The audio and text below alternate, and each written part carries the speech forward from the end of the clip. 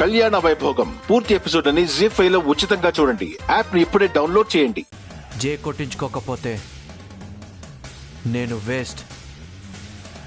ఇది నా పంతము ఇంకోటో కాదు, నా సెల్ఫ్ రెస్పెక్ట్.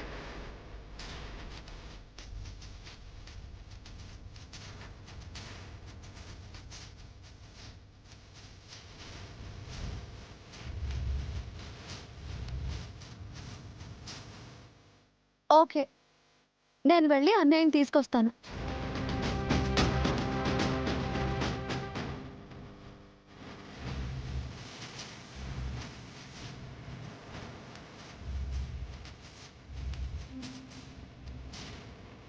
ఎవరిని ఫేస్ చేయడానికి అభిబాబు బాధపడుతున్నారో వారే వెళ్తున్నారు. భగవంతుడా,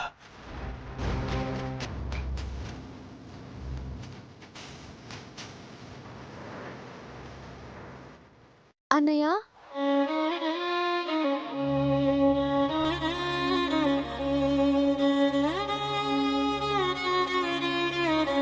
వచ్చావమ్మా?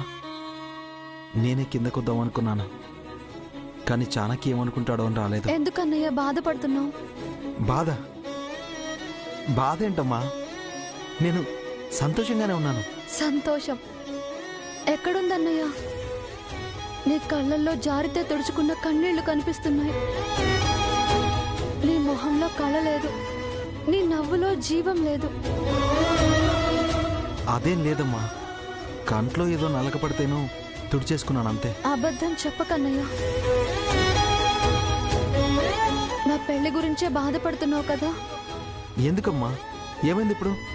జరగాల్సిన రీతిలో జరగలేదన్న కొరత తప్ప చాణక్యకి ఏం తక్కువ? అందంగా ఉంటాడు, చదువుకున్నాడు, ఆస్తుంది, దురలవాట్లు ఏమీ లేవు. ఏదో తన చెల్లెల్ని నేను పెళ్లి చేసుకోలేదన్న కోపం తప్ప మనం అంటే ద్వేషం లేదు. నిన్ను చాలా బాగా చూసుకుంటాడమ్మా. దాని గురించి వదిలే, నీ గురించి చెప్పు. నువ్వెందుకు శశిని పెళ్లి చేసుకోలేదు? నా మెళ్ళో తాళి పడ్డప్పటి నుంచి నీ కళ్ళల్లో ఆ కన్నీళ్ళెందుకు? దేనికి భయపడుతున్నావు అన్నయ్య? ఎందుకు మాతో హోమం చేయించావు?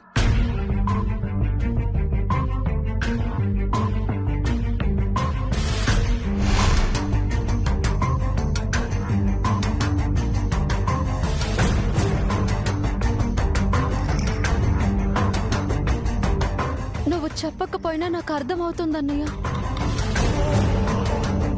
నిన్న గుళ్ళో నువ్వు చేయించిన హోమం నా కోసమేనని నాకు అర్థమైంది.